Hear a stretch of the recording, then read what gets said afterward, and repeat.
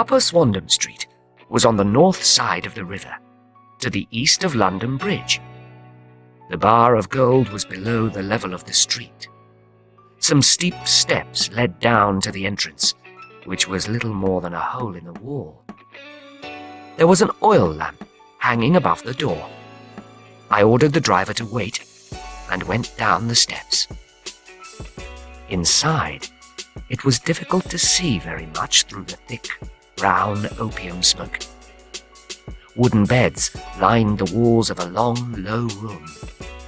In the shadows, I could just see bodies lying in strange positions on the beds, and little red circles of light burning in the bowls of metal pipes.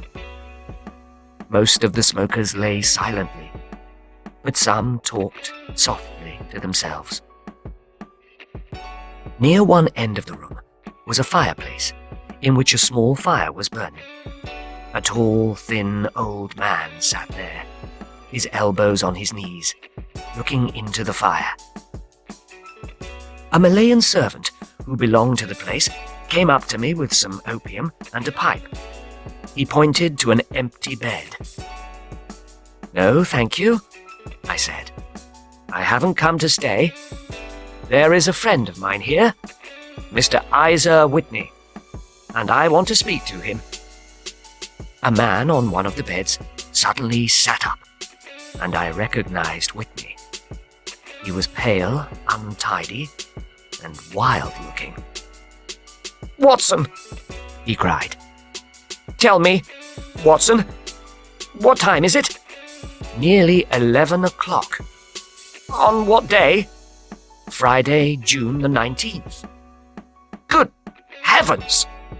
I thought it was Wednesday." "No, it's Friday, and your wife has been waiting 2 days for you. You ought to be ashamed of yourself." He began to cry. "I was sure I had been here only a few hours. But I'll go home with you. I don't want to worry Kate. Poor little Kate. Give me your hand. I can't do anything for myself." "Have you come in a carriage?" "Yes, I have one waiting." "Good. I must owe something here. Find out what I owe them, Watson."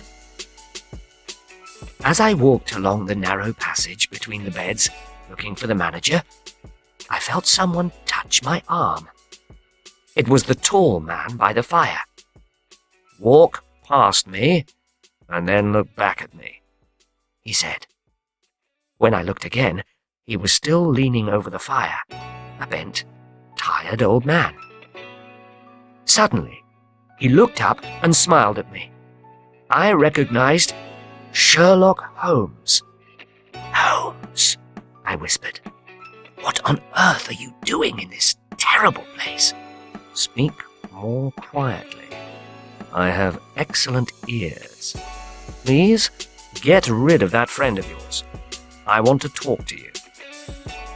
"I have a carriage waiting outside." "Then send him home in it, and I suggest that you give the driver a note for your wife.